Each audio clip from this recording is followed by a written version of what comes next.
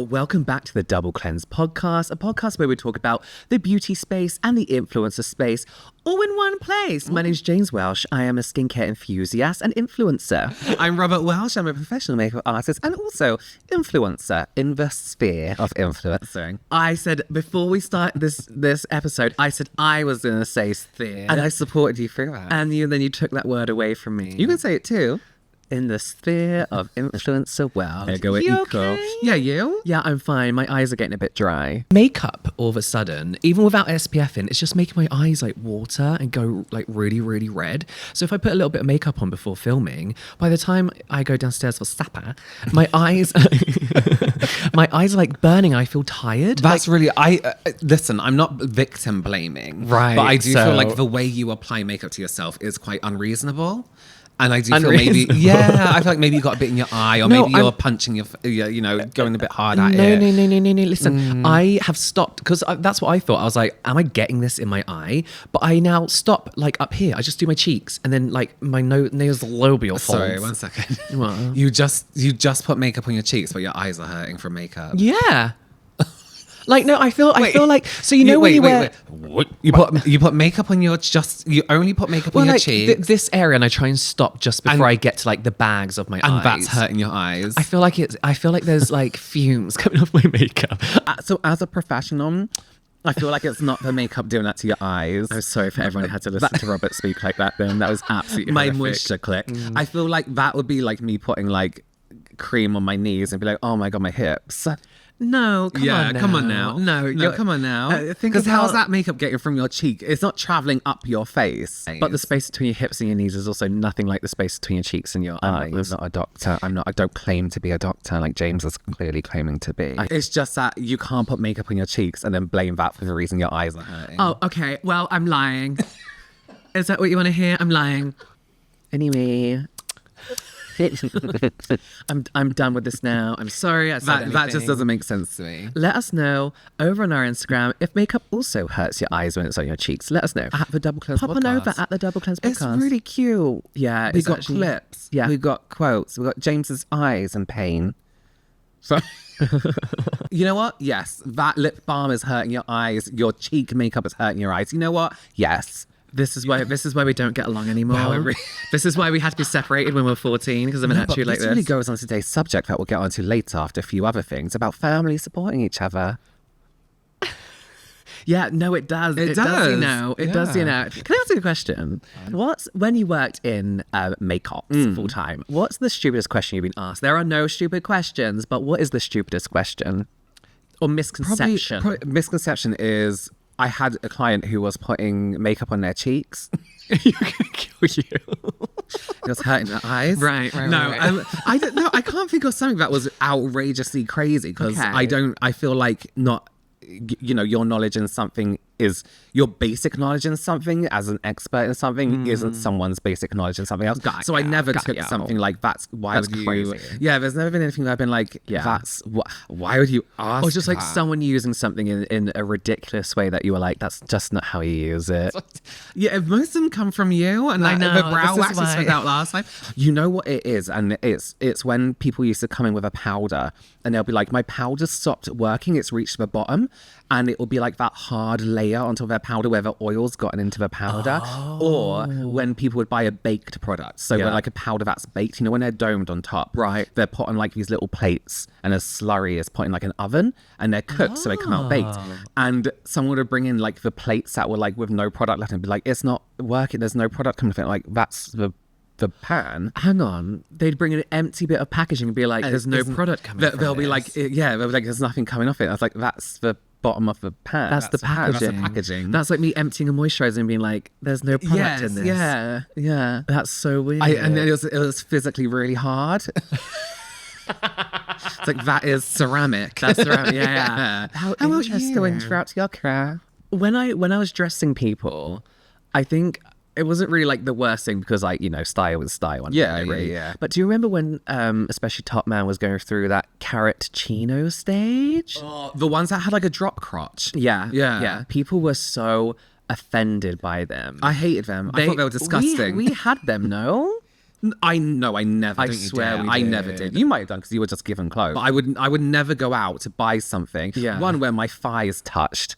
Because ouchies. Yeah. But like the groin is by your knee. They were hard to walk in. Like they would physically stop you spreading your They were very end ups. knees. Very end Yeah. up. So people would be absolutely horrified and offended by them. I'm so offended by them. when a Did customer they ever saw try to you pull them? wearing them, Yeah. all the way up here, they would really ask you about them, like Yeah. you had done something horrific. But I did see the sales sheet for them, and they were making them for like £5 and selling them off for like 45 quid. Yeah, that doesn't surprise Crazy. me. Probably because they were so ugly.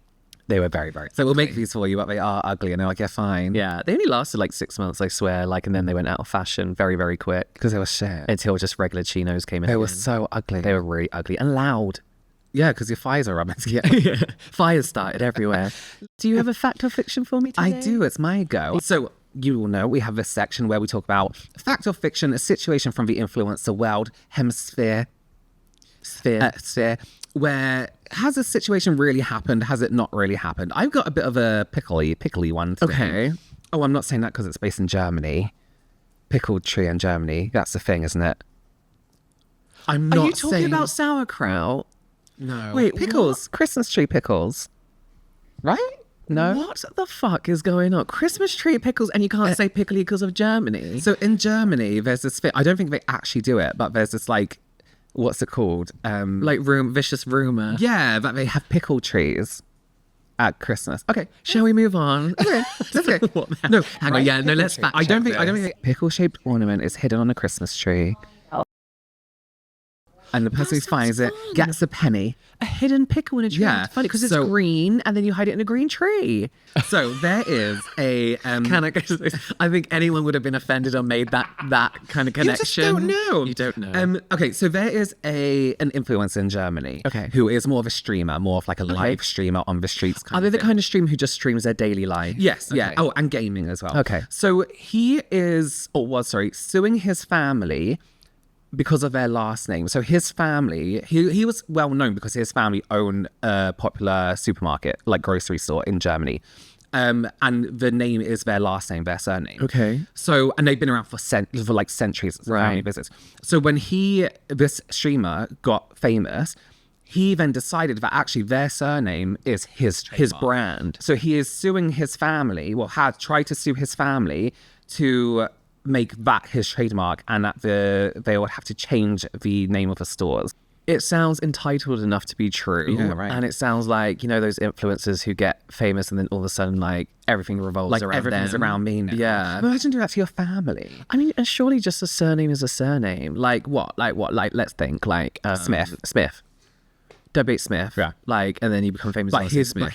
point Sue. was like that family name is my family name. I don't want to be the grocery store. I want to be me as the streamer. the streamer. And he thinks is more popular than the supermarket, which is a national supermarket within Germany. I'm gonna say that's true. No, fact or fiction? Oh, fact.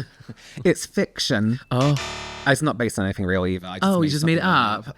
I thought, what's That's like really entitled? yeah. And I feel like that's something a live streamer would do. Yeah. Most people like go in different countries and are like shouting at everyone in the streets. and then they get into trouble and get arrested. all the Yeah, time. yeah. I feel like if we Google that, we can find a story. Probably I could. bet that's happened. I Yeah. guarantee that's happened. Probably could. Or like suing for something, like because of their surname, because they think they're the main one. Like Kylie, when Kylie tried to sue Kylie Minogue for No, trademark not of her National name. Treasure Kylie Minogue. Kylie Minogue, of course, won. That's ridiculous. I know. That's absolutely insane. Have you tried Kylie wine? No, but I've tried Gary Barlow. Gary Barlow wine and Dolly Parton's champagne. I would honestly, Dolly Parton can make mud water, and I pretend to like it. Yeah. Like I absolutely love her. Yeah. I absolutely love her. Kylie, like sparkling wine is really nice. Yeah. But the other stuff is so. yeah, I'm not a wine drinker, so I don't really know about it. No. So that's that. So that's that. Okay, do you have a product you've been loving this week? Yes, oh God, I wasn't expecting that. So there are many brands that go viral on TikTok nowadays, especially K-beauty, and I feel like some are worth it and some aren't. There's a brand, do you know Biodance? I love Biodance. Can I just see what this is? Is this the mask and cleanser? This is the Collagen Master Foam I love this so Cleanser. much. I love this so much. Okay, so let me just explain. This is probably my least favorite category Stop of right skincare now. product. Oh, carry on. Oh, okay. Because I love it. I'm like, why are you saying it's your least? It's my least favorite category because I feel like a lot of these collagen, like masks to foam cleansers remind me of the old-fashioned stripping cleansers that we used to use as a teenager. You know, for some reason they had like a sheen to them. Yes. They'd always be like, leave your face like... Yeah. I also thought it was a useless category, but actually, I think it's such a clever idea. Like instead of having to like cleanse your face, do a clay mask, cleanse your face again, you mask with a cleanser. Yeah. But this one in particular, the collagen mask, is so moisturizing. It's incredible. It's really, really good. I ignored this product for the longest time because I was like, everyone calm the fuck down. Like everyone loves this. There's so many things everyone loves from this brand, and I think it becomes a bit gimmicky, doesn't it? Yeah. Like the mask that you leave on for like 3 hours and whatever. I was like, I'm not going to try it. Got a sample from Olive Young. Oh, I love it. Yeah, so good. It's one of very few cleansers. Like a lot of cleansers nowadays aren't stripping. You know, when cleansers say we're pH balanced, they have to be pH balanced. Otherwise it'll be a crap cleanser. Yeah, it'll be awful. But this is one of very few that leaves you feeling moisturized. Doesn't just not strip, it actually leaves you feeling moisturized. So you leave this on for about like 5 minutes. You could do it longer if you want because it just feels like a moisturizer. Yeah. Foam it up, then rinse it away. And you are left, if you're very oily, your oils feel balanced. You're left dewy and glowy. You're going to do the rest of your routine anyway. But for somebody who, when I travel, especially when I come to London and the water's so different here and my skin dries out and literally cracks for no reason, something like this is so good to like wear in the shower whilst you're showering, then rinse it away, final thing. And just adding that moisturization back to your skin. This is something I buy over and over again. Yeah. I really like it. And it's also my travel one. So you know those little cases, it's called that brand called Cadence. And they have all the travel cases and it's in one little pack. No. Really good, really good. I squeeze it into there and it's my travel one. So whenever we're in a hotel, whenever I'm on vacation, that's the one I use. I really like it. I have one qualm. Yeah. I find it really difficult to wash off. If you use too much, it smells like it's waterproof. Yeah, it's very it's like that prank you see where somebody's showering outside and they keep adding the shampoo. And they keep adding shampoo. It's like this is never coming off. Yeah, you get very, very thin layer. Yeah, I just foams up. Because it's quite like sticky. It's kind of like, and I put loads on. I'm thinking, I'm masking. People do that bubblegum texture thing with it on TikTok where they're like stringing it between. But don't let that kind of gimmicky thing fool you. It's very, very good. Yes, it is very good. Yeah. Pretty affordable, I believe. I love it. Yeah, it's great. And if you do an Olive Young, most of the time it's in a multi-pack anyway. Yeah, with a travel version too. True. So listen, we have something we really, I feel like desperately want to talk about because we've been seeing a rise in this content online. Theming this whole episode even from the beginning. Oh, okay. Family arguments. Do your family support you? Which we'll talk about now. And entrance. So today we want to talk about something that's become almost like a very popular video to post for new creators over on TikTok and on Instagram. And this was inspired by a video I saw. So this was a video of somebody, influencer basically driving, a micro influencer. Don't film when you're driving. Your content is not that interesting. I think they're holding the camera too. It's so stupid though. Just wait till you get home. Yeah. Basically this video says, when did posting on social media become a place where your friends ignore your posts and the most support comes from total strangers? And which is a fair enough point because that's kind of what the internet is when you're influencing. But this kind of brought up the conversation for us of like, how much support should you expect from friends and family? And for people who aren't influencers, do you really need to be supporting your friends who one day suddenly decided, or family members, that they want to become an influencer? Yeah. And not only like morally and questioning like why are you doing that, but also for your success, does it even help in the first This place? is a thing. So listen, hear us out. So I posted on my Instagram stories once. I was like, I don't understand why people say this. Like why they're kind of like begging for support from their friends and family.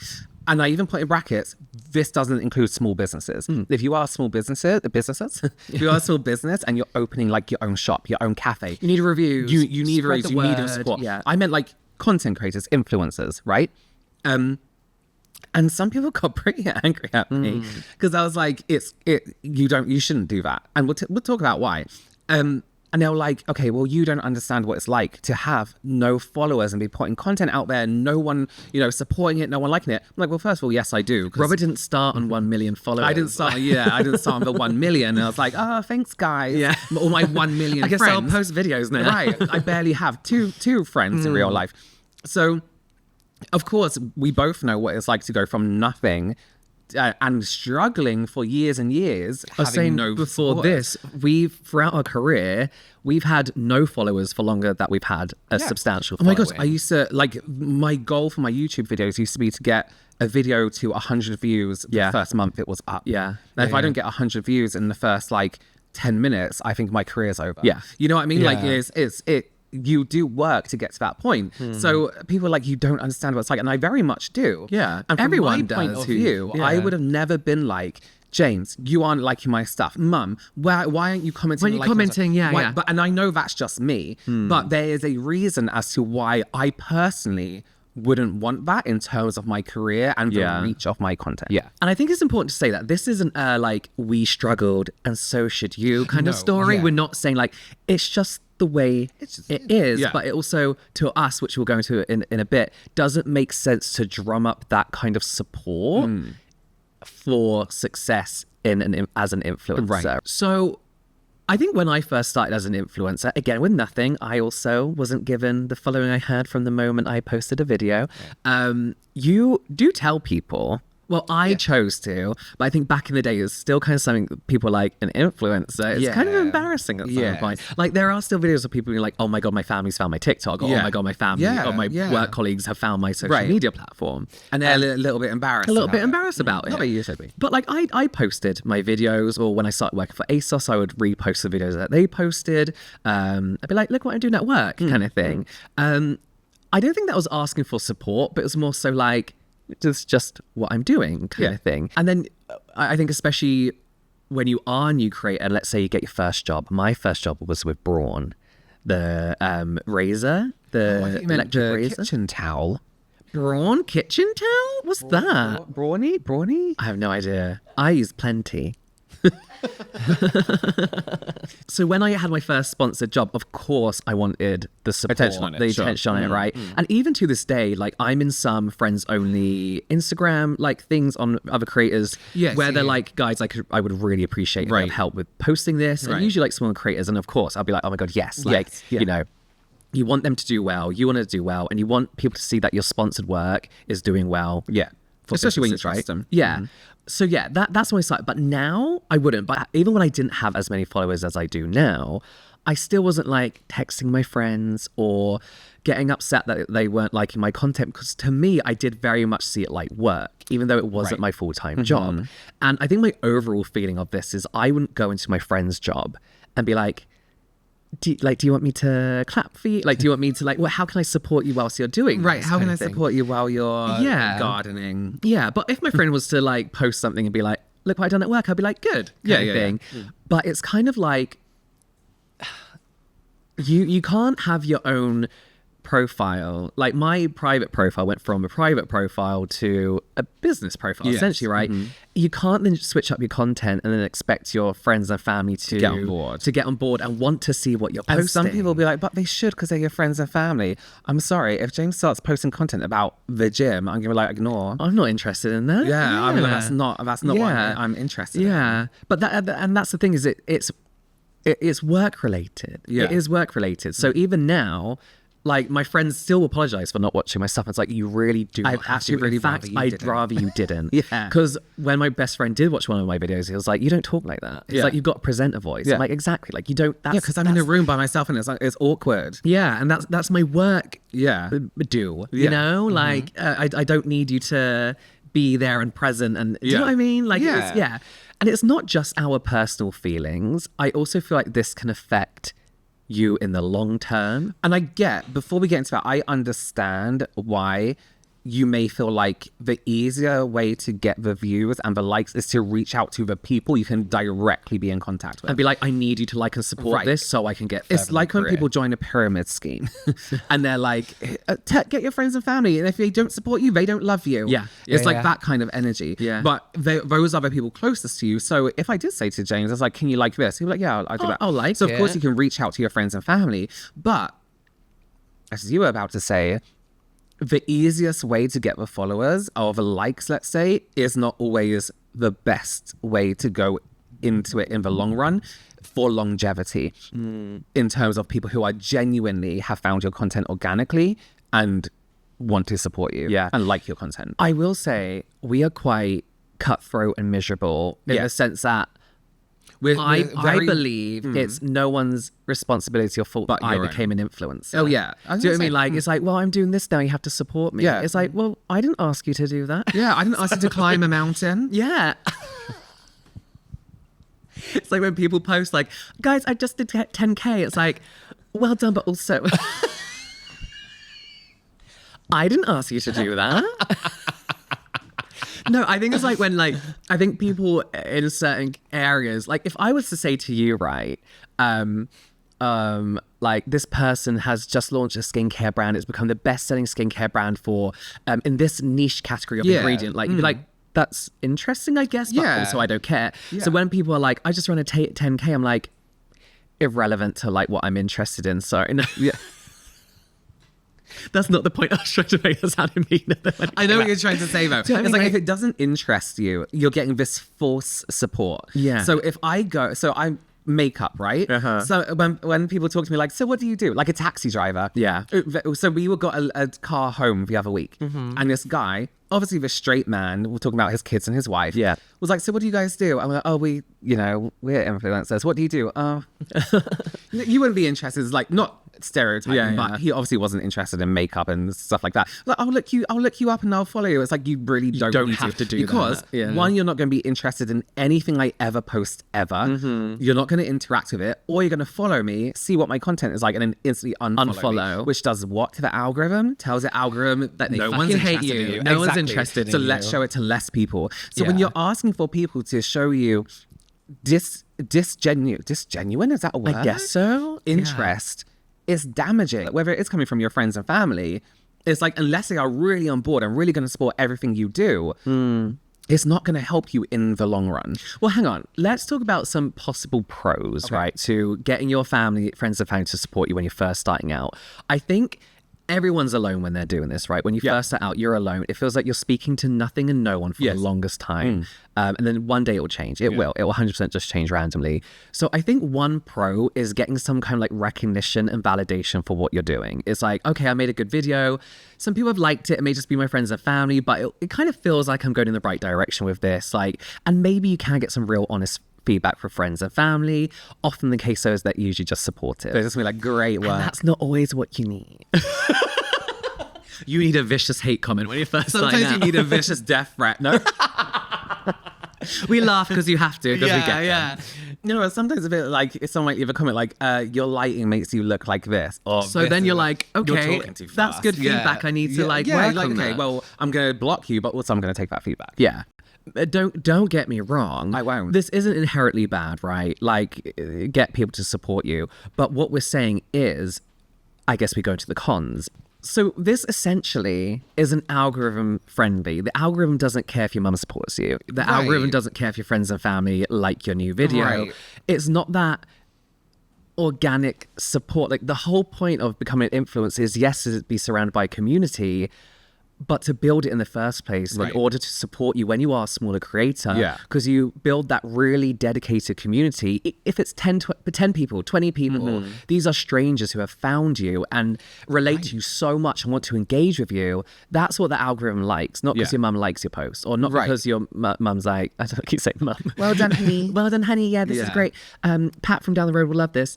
It's almost like you don't want that type of engagement. No, because it wears out. Yeah, It wears out. Yeah, and I think like once your friends and family see that you're doing well now, not that the support slips away, but you don't need it anymore. So Yeah. then it looks like a big chunk of your... And honestly, you don't want to be working and then go home to your family and then they speak to you about your work. I just feel like that forced initial engagement can prolong organic reach and engagement. Yes. I don't know why. It's become its own genre of content. Is you'll be scrolling through Instagram and somebody may be doing their makeup and it's like trying to get to 10,000 followers before the end of December. Can we do it? It's like, well, if someone's just going to follow you to get you to that goal, you also want them to like your content and you want to be putting out quality content. If your content every time is like your goal I'm trying to grow, getting a follower, then it's not as interesting. If you have this goal of building a business, perhaps that's interesting. If you have a goal of, you know, building a studio, that's quite interesting. But if you have the goal, just like everyone else, to build a following, that's not interesting for anyone because everyone else is trying to do it. Do you know what it reminds you of the early days when YouTubers would collaborate and look, you'd be like, go and follow so-and-so. They go and follow them, but they were only doing it because you told them to do it. Yeah, and it's not like a genuine interest. And it kind of hurts the engagement. What I think would work better for smaller creators is to have these like little creator hubs. And I know some people don't like these, but for example, if you are a new skincare creator, find other smaller skincare creators or people like who would want to work with you and help boost each other's content because you have a similar audience in the first place. And there's no harm in just reposting someone's content to your stories or liking it and commenting. If it's in the same sphere. Yeah. And I think you grow better from finding people trying to grow in your niche than you would force likes and engagement. Yeah. Do you know what I mean? No, I know. Do you know what I mean? And like you said, like there's no point just wanting to grow for the sake of wanting to grow. Yeah. And I think that comes, I think in the early days it would have been, do you know what I mean? But I feel like I think people now see being an influencer and they know it's a business. They know there's money involved. They know how it works. And I think we always say, even when you're the smallest creator, you have to start acting like a business from the get-go. Yes. And asking your family, I know it's difficult. It's like you say, being a small business, you want your friends and family to support you. You are technically a small business, but businesses don't have an algorithm in the way that social media works, right? They do when they create their own like brand, TikTok, or whatever. But it's just a completely different bit of attention and audience. Yes. So I think the support you want isn't from friends and family. And also, I'm not being funny, don't force your fucking friends and family to watch your stuff. Come on, you're not 12-year-old doing a play in front of your mum. In front of the living room. And that's what we are like, when people talk to us about our job, especially friends and family, like, you don't have to ask us about it. Like, we're not doing this for fun. I think I've literally said to someone, you don't have to support me. And I know it sounds really cutthroat, but that's just how we are. I'm like, you please don't feel like you have to support me. We're fine with that. We know it's work. We know it's business. Even in the early days when we didn't have an audience, we were like to people, you don't have to watch and like that content. You're doing YouTube videos. It's nothing. It's nothing. It's just a bit of fun. But it's just, I think, long story short, you want organic engagement, and that engagement should come from a community that's already there, who are there ready to discover you. And I think this forced, if your content is just consistently about growing, it's not content. It's like we're not here to support your growth. No. Like sometimes there's a very niche, very small part, very fine line. There's some creators that I'm like, who are like, this time next year, I want to be an influencer. And it's like, you know what? I'll look at your content. If it's good, I'm going to follow you. Like, good for you. Like, go for it. But that's very different to suddenly be on like 9,900 followers. 9,000 guys. Be like, guys, come on, guys. I really want to do this by December. It's like, so does everyone else. Then get to work. Right. It's like nobody wants to work anymore. No, it's like then find your community, use the community you have, and do a giveaway. Do a fucking giveaway. No, even that's a bit like. But I just think the people getting so sad and down about their friends and family not supporting them in what they want to be their job. It's a bit strange to me. Me too. And I just think it's misaligned. Yes. Sweet. Let's take a break. Robert, do you have a product you like to share? I do. It's very unique. Right? What is this? Has been sitting here for a while and it's like Play Sponge. So this is from the Tool Lab. So this is it's a Korean brand. So I mean, they're going to be all Korean on here, really. And this is from Olive Young. So this is like a little sponge, right? Explain it for the listeners. Yeah. So it's like a little sponge, and it's almost like, how would you describe it's like a big paintbrush, but the bristles are in fact just a tremendous sponge. It looks like a doorstop. Yeah, that's better. It looks like a doorstop. So it's like an interchangeable tool magnet system, right? So you have different almost beauty sponges, beauty blenders. There's a brush version as well, but you can interchange, and there's refills. I don't know if you can hear it. Click. Very really firm. So you have one sponge which has more of this like silicone-y side, and one sponge side which is more like an actual sponge. And you have another one, which is more like a porous sponge. So they all do different things for different products, different powders, different creams, liquids. But it's like a multi-tool all in one. So, because these don't look like beauty sponges to me. No. They're like triangle and They're really shaped. So triangles. They're do you almost brush like your makeup pyramids. on? Yeah, so you could tap, you could blend, you could get right in these corners. They're washable, they're interchangeable. I just love a tool that's like Serves a purpose. serves a purpose. You can carry it around with you because it comes in a little case. I just love these. And the refills are really affordable as well. And actually, I swear there was a brush side also. But the Tool Labs do really great things. I think they do, I might have made it up. I don't think they do lashes. But they do like little things that, trend things as well, like a spatula and things like that. But also, I think we got a, oh no, that was a different brand too. Ignore that.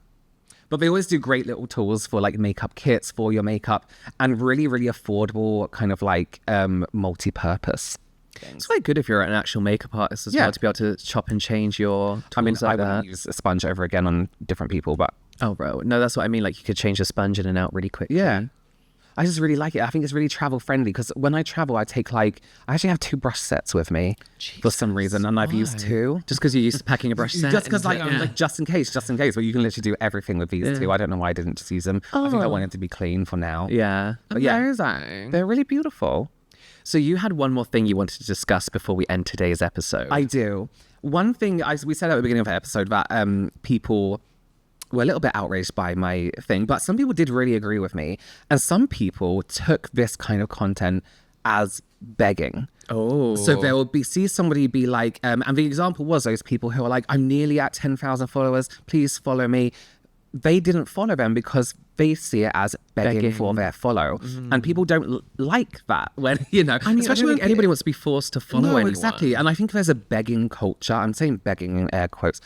Online anyway, so you have like the TikTok lives where people are like, come on guys, we can. I don't know. I don't even know. a galaxy. Someone send me a lion so I can beat this person I don't know online. I don't know what the fuck's I don't going on know with what's those going battles, on. no. But there are influencers who maybe don't do their mainstream influencing anymore and go online on TikTok for hours and beg for other people's money. It's like, but what are you doing to earn that money? What are you doing in turn also to earn that follow? You can't ask people to take you to a certain place in your career without giving them something for it. Yeah. What are you giving if every post is, please follow me, please follow me, please send me money, please send me money? It just doesn't make business sense to have a fake following and not want it to be organic, because if you really want to succeed and have this and be able to charge brands for engagement. Can't be fun either. No. Imagine every day it's like, now I'm almost there. I'm almost there. It doesn't happen quick for anyone. And the people who it happens really quickly for are extremely, extremely lucky. Luck is that. You know what I mean? It takes years. I mean, I don't think I started doing it full time for